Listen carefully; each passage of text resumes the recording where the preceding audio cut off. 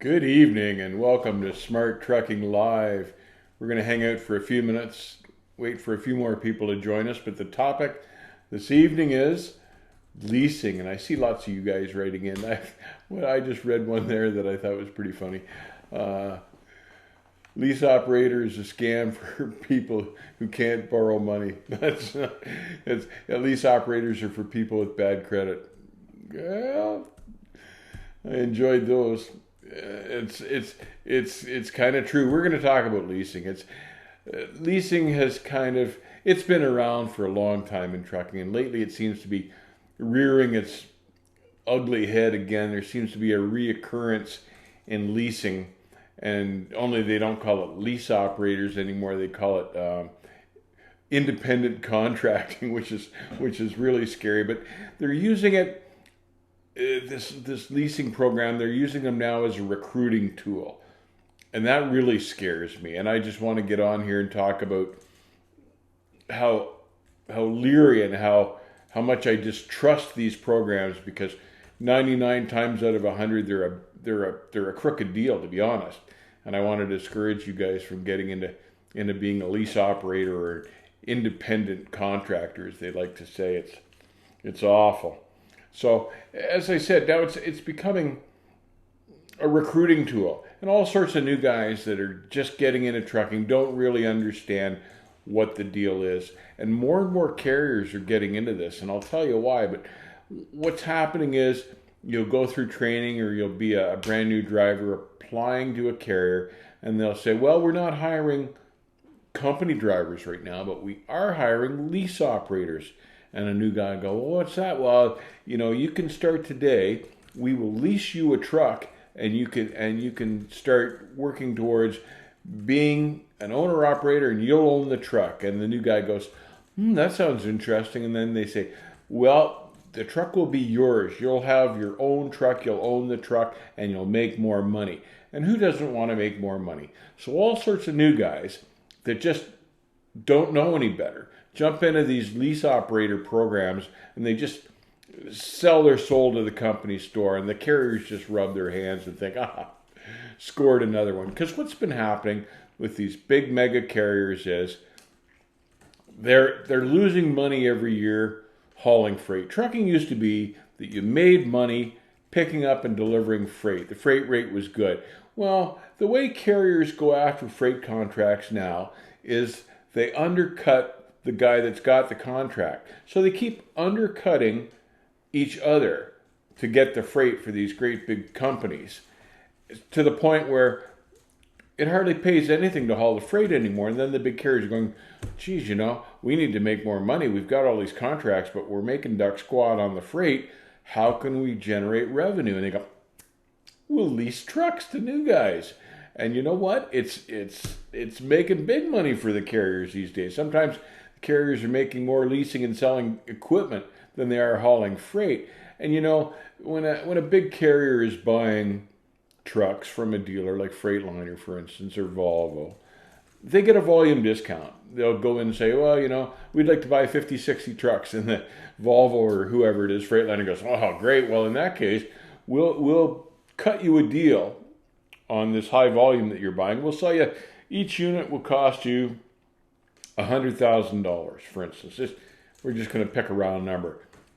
Carrier goes, great, buys 50 or 60 of these trucks, and then leases them back at a high interest rate to new guys wanting to get into the business, to the point where if the new guy ever does fully pay off the truck, he's paid an exorbitant interest rate without even realizing it, but he's ending up paying $200,000 for the truck that costs the carrier $100,000 to buy the truck in the first place. And in the meantime, then too, the new guy is going to the company store for all the supplies he needs. If he's in the flatbed division, he's buying chains and binders. If he's in the reefer division, he's buying load locks, and you're buying it all through the company store.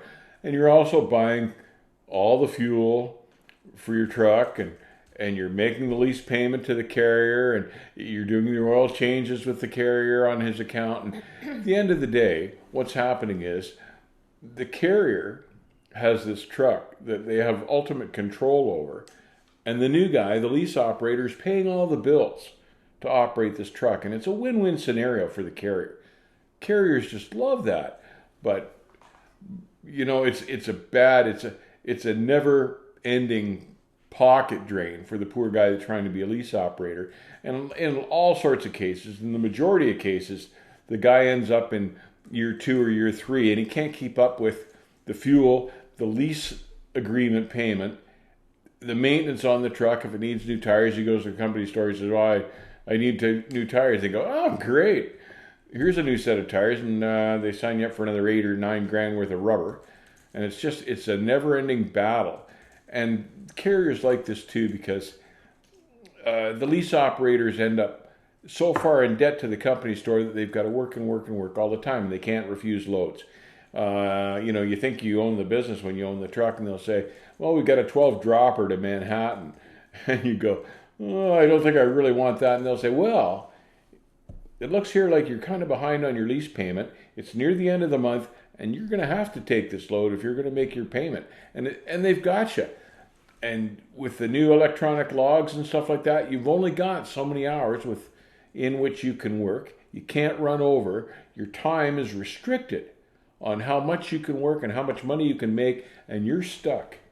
And you're going to have to do what the carrier wants you to do, or they're taking the truck back, and you've paid thousands and thousands every month for this damn truck for them, and they're just going to take it back in the long run anyway. We have someone who mentioned that they knew someone who lost his truck on the last 2 months because there were no loads available. Yeah, and you heard that. Somebody knew a guy that lost his truck 2 months before the end of the lease payment worked out because all of a sudden there's no freight available. And the carrier can take back the truck and lease it to another guy and start all over again. And sometimes a lease truck will have 4 or 5 different guys that think they own the truck, but meanwhile they're just paying money to the company. And it's a game that you can't control. All the aces are with the carrier and the lease operator that is really just a glorified company driver that's paying all the bills, and he's got no choice. Is a lease operator the same as an independent contractor? Yes, it is.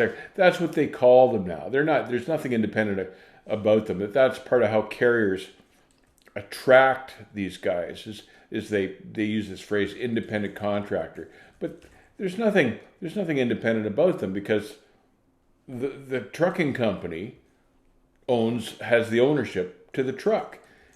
The company will dictate where you buy your fuel, how often you do you change the oil. Or the carrier dictates everything.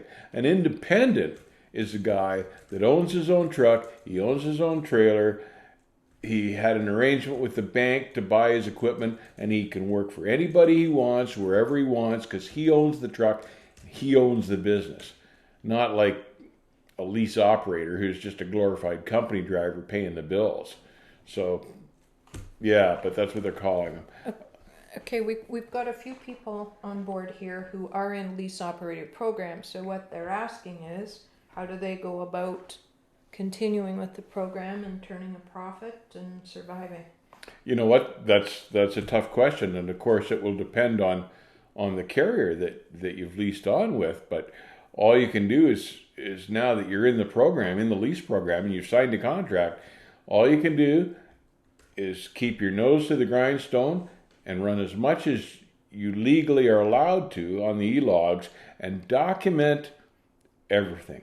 Document the times when you've wanted a load and they couldn't give you a load. Document the time they leave you sitting between loads. Document everything. So if this ever has to go to court, you can show the court that the carrier really hasn't held up their end of the bargain.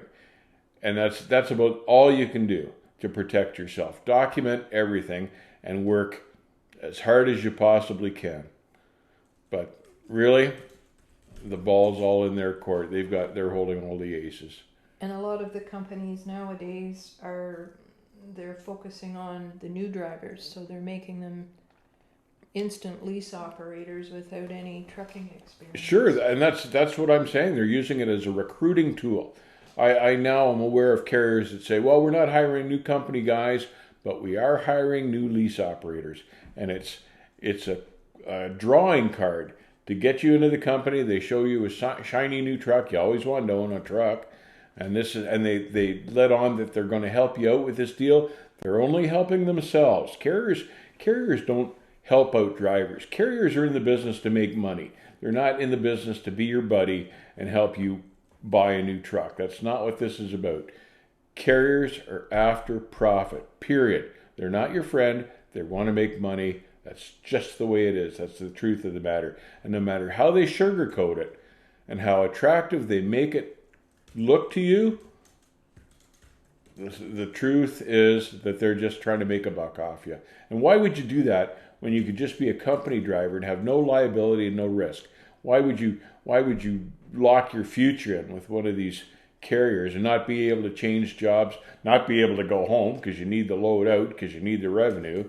You know, it's a terrible, terrible thing, and I'm completely against it. I think it should be illegal, and I'm not saying that all leases are a bad deal. Just about 95% of them are a bad deal. A few guys manage to get through it, but the large majority end up in, they're making, I've heard guys making like $900, $1,000 a week lease payments. Now, any owner operator that's been in the business for a while knows that those numbers aren't sustainable long term. As the truck gets older, it's going to need more maintenance, and they just can't keep up because you just can't make enough to make the lease payment plus the maintenance payments when the thing gets older. And then the carriers, what they do is, would you like to lease a newer truck? And they lock you into a second lease deal with a newer truck. Before you've even paid for the first one, you're into a second one, and that locks into a higher payment. You still owe the money on the first one you leased, but now you're locked into a second payment. It's just a vicious circle that never ends, and the carrier has just got you. And they love that. That's what they're all about. But it's almost always carriers that have treated their drivers like they're a dime a dozen, lost all their drivers because nobody likes to be treated like crap, and they've had to figure out a new way to make money and a new way to attract drivers, and they're all coming out with this Lease Operator program. And man, it's a bad deal. Don't do it. That's what I'm Ron here is to say. Suggesting that you get a lawyer to read the contract first before you get into anything. Yeah, there's a really good idea. There's a really good suggestion is have a lawyer read the lease contract, and they all have contracts, and a lot of them won't let you leave the office with a copy of the contract, and that should put up a red flag right there. You go, why is that? Because they don't want a lawyer reading the contract. If they won't give you a copy of the contract to take to a lawyer, get the heck out of there right then and there. There's no good reason that they should turn you down on that. But yeah, it's a dirty deal. Trucking is a dirty business, and I like to see guys survive and thrive in this business. And the carriers now are in so much financial trouble because they've driven the freight rates so low. This is the new big thing is scamming new drivers to make money off them. And as I said, a lot of them make more money leasing equipment than they do hauling freight. Like, here's TJ. My payment is $11.50 a month. Well, at least that's a reasonable payment. But then you've got to. I'd be curious to know how many years the payment's over. And then you've got to figure out, well, in year 7, you've probably blown the motor, so you're looking for an in-frame for the truck if it goes that long. There's 30 grand. Are you going to have 30 grand in the bank by that point? Man, I sure hope so. David Nevers says, trucking is full of scumbags. It is. Trucking. It can be. It can be. It's a dirty business by nature because they've driven most of the money out of hauling the freight. The shippers hold all their cards, and the big trucking companies, the big carriers, fight and drive the rates down, so nobody's making any money. And then they're just, how do we make money? And they look at the bottom of the pole, the easiest guy to tap, the drivers. Let's screw the drivers into the ground. And it's like a never-ending source of revenue for them, and it's a sad, sad deal. It ought to be illegal. I don't know why it isn't, but there's so many things that should be illegal that aren't, and they get away with it. Joseph, there's a lot of older trucks out there for decent money. Lease a trailer and make your own money. Yeah, and he's right. If you're going to do it, That's the way you want to go. Get your own truck. Don't go through the company. Get your own truck. Be aware of what all your bills are, how much money you're making a mile. You can set up a fund for your maintenance, and you still got to set up a salary so you know how much you're making every month, you personally, so you know you've got enough money to pay the bills. Don't be surprised on the 1st and the 15th when the carrier sends you a statement and they've taken all these deductions off, and you end up with like $200 for the pay period, and you go, you can't even pay your groceries on that, and that's what happens. So yeah, better to do it on your own terms than their terms. Why make them money? The idea is for you to make money. There's a nice W900A in the truck paper with 144 ARI sleeper. No, wow.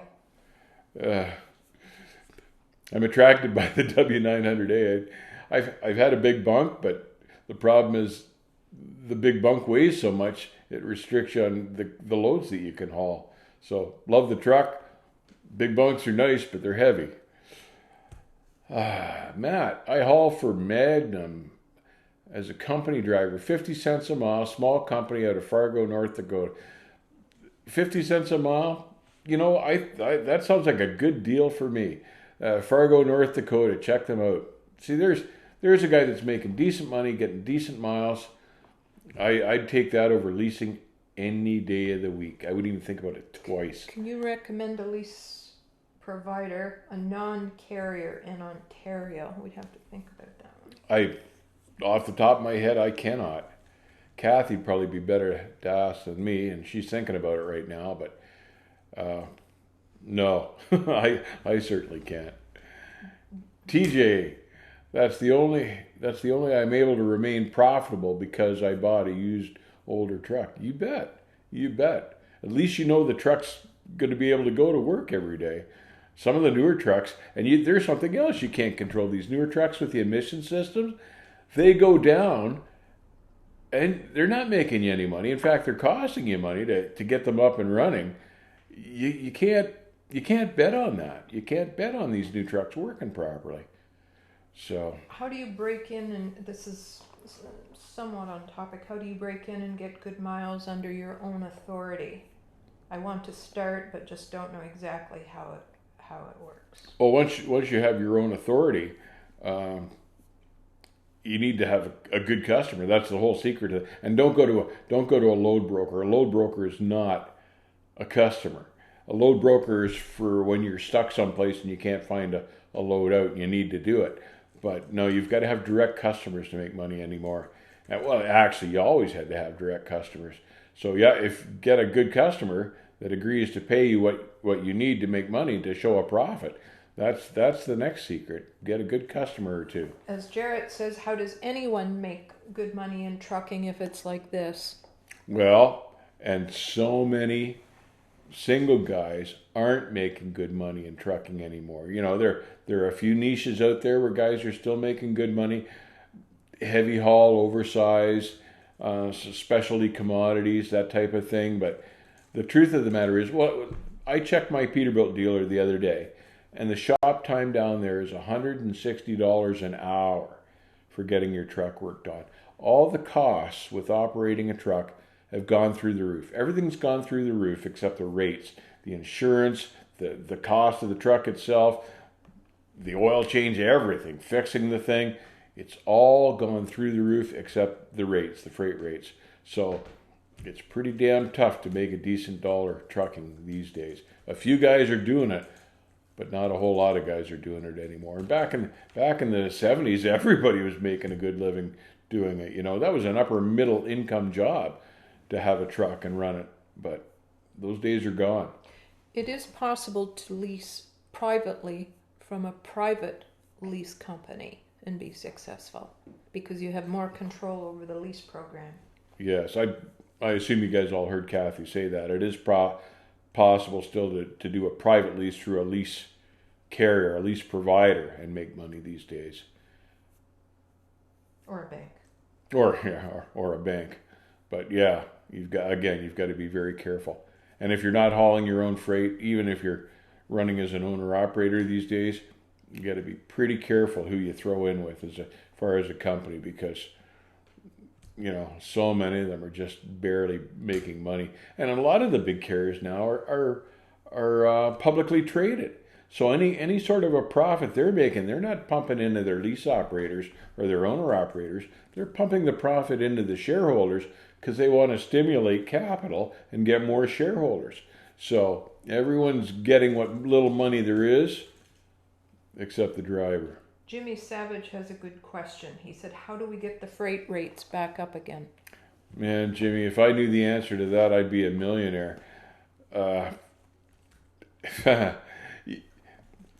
What we did as independents was we live in a smaller area where there aren't a whole lot of trucks, so we were able to pick our own customers and tell them the rate that we needed to be profitable. And because we had no competition, that really helped us. But these days, just about everywhere you go, even if you find a good customer and you work with them for 6 months, some load broker sees that you're making money, comes in, cuts the rate, and takes your freight. So how you get the rates back up these days anymore? The honest answer is you need fewer trucks. That would certainly help, but through attrition that'll probably happen, or hopefully it'll happen in a number of years, but it won't happen overnight. So, but the only way to make decent money these days, Jimmy, is get your own customers and protect them from prying eyes. Do a good job for them and hope they keep you on. And Mike L says, reintroduce regulation maybe. There's a thought that's bantered back and forth, and that might be the way to go too. When deregulation came in, it allowed me to get my own operating authority, and I thought that was great. But in the long term, it's truly hurt the trucking industry because everyone and his uncle went out and got operating authority, and then you got these great big investment firms that started mega carriers, and all those guys did was they have 1,000 trucks and they need to slash the rates just to get all 1,000 moving, and then they grow to 5,000 and 10,000, and those are the guys that are driving the rates through the floor. It's a vicious cycle. It's a race to the bottom right now. So and as I say, leasing has become one of the ways they make money on the side. So don't fall into that trap, and that's what this is about today, the stream. SEO Watches states, I'm single and making good money as an OTR driver for Swift. I get 3,000 plus miles per week. Oh, that's good to know. And you don't hear a lot good about Swift, but some guys there are happy. So, of course, it depends on the mileage rate you're getting, but there's good at every carrier if you can stick it out long enough, probably, and they get to know you and trust you. So, good to hear something positive about Swift. That there's got to be something going on good there for some people, or they wouldn't have anything. So, glad to hear there's somebody out there that's making good money at Swift, or making good miles. Hopefully you're making good money. John Christie says, this is why I'm an independent owner-operator. I don't need to deal with the BS. Yeah, there's a whole lot to be said for being a true independent and not being leased on with a carrier. Life is so much simpler and cleaner, and it's easier to watch the bank account. Twin Stick says, I have 2 5-year dedicated customers and I treat them like God. And that's the way to do it, Twin Sticks. That's the way to do it. You're doing it right. Yep, just treat them like gold, and hopefully they'll stay with you and some load broker doesn't find them and go in and try to slash your rate. There's always snakes in the grass, but try to keep ahead of them. But yeah, Twin Sticks, you're doing it right. Ryan Summer asks, do you think Prime is a decent company to drive for? I think I've talked to guys that are company drivers for Prime, and they're doing all right. It's the lease operators that are starving to death and the owner operators that are starving to death. But as I understand it, some of the company guys at Prime do okay. Do you think lower freight rates have made Hotshots more popular since their operating expenses are so much lower? That's an interesting question. You don't see, or at least I don't see, a whole lot of hot shots around, and I think on a certain lane or two they might do very well, but I think hot shot freight guys have trouble setting up a backhaul. So while it looks good going forward on one direction, it looks like they're making pretty good money. A whole lot of the time, those guys are coming back empty with nothing. So when you average out all the mileage, are they really doing better?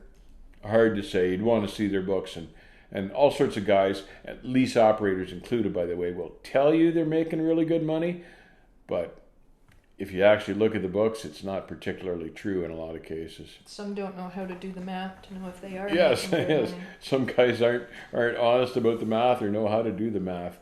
TJ, do I ever plan to run my own truck again? I run my truck as a hobby, as a toy, but not commercially. No, there's Flying truck and Keevan says Dave is chilling. He don't need to drive anymore. Dave is chilling, but yeah, I wouldn't put it to work commercially anymore.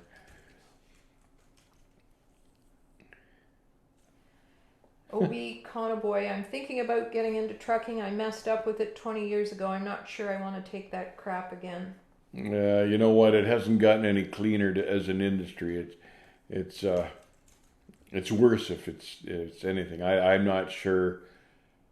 I'm not sure you'd want to take the chance again. Have a good, hard, solid, honest look at it and think it through. But I'm not recommending anybody jump into it these days anymore. It was good money at one time. It really was. But man, lately, not so much. Eugene, I was making good money with Swift, but the technology has my truck in the shop a lot, and I need to get rid of the technology on it. Yeah, there's a good point, especially if you own the truck from about 2007 on, when they started getting into this emission equipment and the DEF and stuff like that. The reliability of the equipment has gone way down. Now I think with the DEF it's starting to come around again. But like, look at a guy that hauls produce for a living, and that's what I did. So you need a new reefer that has DEF and a new truck that has DEF. That one of the two quits on you, and you've got a load of strawberries on at $60,000 US, and the reefer goes down or the truck quits. Man, it doesn't take long to get into serious financial trouble, and most guys just couldn't afford to take the chance, and that's why you see all these glider kits now, and guys staying out of California, is because you just can't afford the downtime. A couple of hits like that on a couple of produce loads, and you're done. Maybe we could do a bit of a side slide and talk about owner-operators. Do you feel there's still a profit in being an owner-operator? That's a pretty general question. If there's, I think some guys are still making decent money as an owner-operator. You've got to be with the right carrier, of course, because you're relying on them for your survival. But there are still niche markets out there where I think owner-operators are making money. Some carriers have pure owner-operator fleets. They don't have company guys to fall back on. So they rely on their owner-operators for survival. So it's in their best interest that they keep their owner-operators happy. And some guys out there are still doing okay. And there are honest carriers out there too, usually the smaller ones, not the mega carriers that just think you're a dime a dozen. But no, there are owner-operators out there, not in Canada, but in the States, that are still making all right money. The owner-operator market in Canada is pretty much done as far as I'm concerned. But in the States, there are niches and pockets and areas where owner-operators are still doing okay.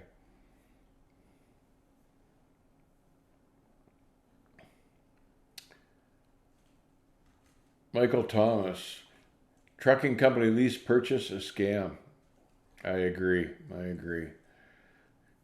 CR England pays to truckers $37.8 million settlement over predatory lease to own program. There's a really good example. And some carriers like CR England are being taken to task on these lease operators. And they've been a scam, and now the courts are starting to recognize it, and carriers are losing huge settlements to these guys have been cleaned out by their lease operator programs. Good to see CR England paying. You know, they've had it good for a long time, taking guys to the cleaner. Oh, here's another one. Swift Transportation to pay drivers $100 million after class action lawsuit. Couldn't happen to a nicer outfit. Sorry. Yeah, Pam ordered to pay drivers. I read about that. There's another one from Michael Thomas. Yeah. Swift Knight agrees to pay $1 million settlement, misclassification suit. Yeah. And you know, they're getting into trouble in California too, where the guy goes in and thinks he's an independent contractor, and it turns out that he's just a glorified company driver, and that's how California sees him. So California now takes the carrier to task because there are things that California law obligates the carriers to do. Pay for your time and give you a certain amount of breaks. And it's not been happening, and California's gone, hey, and has really been cleaning up on carriers the last few years. Multi-million-dollar lawsuits. California recognizes it's a scam.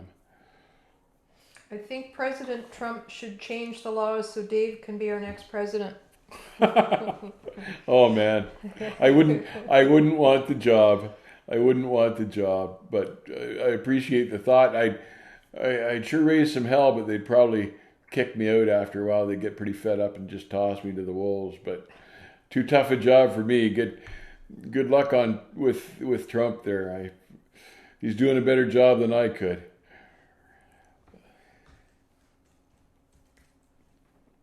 Landstar is the place to go if you're interested. Yeah, I've known guys that have done okay at Landstar. It's a strange kind of a deal because they talk about their what do they call those guys? They're agents, but most of their agents are just load brokers. So, but if you get into the right lane and get a rhythm going and get to know a couple of these agents on either end and keep moving, some of those guys are doing okay. Albert's on chat and he said maybe you could be Minister of the Department of Transportation. I don't know, Albert. It sounds like a lot of politics to me. I'm not very much of a political guy. I'm just more of a straightforward, cut to the chase, do the right thing and move on deal. I don't think I'd make a good politician at all. I'd probably snap and shoot somebody. Oh, probably can't say that either. But did. Yeah, I apologize to YouTube or whoever, but no, politics is not for me. It's so sad to see carriers taking advantage of scamming people like that, TJ. It is sad, you know. I can't understand the mindset of these big carriers and these shareholders. But, you know, to some people, money is everything, and they'll do anything for money, and you know, whether it's moral or not. And I can't grasp that mindset, but it's quite predominant in some places, right or wrong. Landstar takes like 30%, do they not? You know, I don't know what Landstar takes anymore. I couldn't tell you what kind of a percentage they're paying. So, hard to say. I'm the wrong guy to ask. I've never had anything to do with them. Here's Jimmy says, I've heard a lot of nickel and diming with fees at Landstar. Well, I believe that. You know what? Their carriers are famous for that nickel and diming stuff too, and it all adds up. You know, you nickel and dime 3,000 guys, it turns into a fair chunk of change, and that's why they do it. Is it better to haul tankers or dry vans in Canada? There's definitely better money in tankers in Canada than dry vans. That's true in the States as well. Tankers pay better money. Now, not so much if you're hauling gas, delivering to the gas stations. Those guys don't make enough for the risk they're taking. But if you're hauling specialty stuff like food product or chemical, stuff like that, those guys usually make pretty good money. You still got to keep your eye on the carrier because they'll all try to take you to the cleaners if they can. So track your mileage and everything. But as a general rule, the guys hauling tankers are making better money. And if the guy owns the truck, you're getting better fuel mileage with the tanker too, because it's much more aerodynamic than a dry box, for instance. Okay, just a few. Anything else to say about lease operator programs? And then we'll wrap it up. Yeah, just as a bottom line, then I'd have to say that I'm sure there are a few guys that survive a lease program, but I don't like the math involved. I'm very leery of it, and I personally, I'd never think about doing it for a minute. It wouldn't even entertain the thought. I just would not do it. So I caution you guys not to fall for it, and especially as a recruiting tool. And if you want to get on with the carrier and they say, well, we need lease operators, get the heck out of there. You're with the wrong carrier. And that's about it. I want you guys to think everything through, stay safe. Saturday night, the politics of trucking. Oh, Saturday night, that's right. We're doing a live stream Saturday night on the politics of trucking. And the politics of trucking is not, it's the dirty politics of trucking, and there's all sorts of that. And it's too bad that politics have to come into trucking, but it does. So you should be aware of the dirty political tricks in trucking so you can protect yourself against them. Join us Saturday night. Looking forward to it. Keep the rubber side down. I'll see you guys on the backhaul. Take care.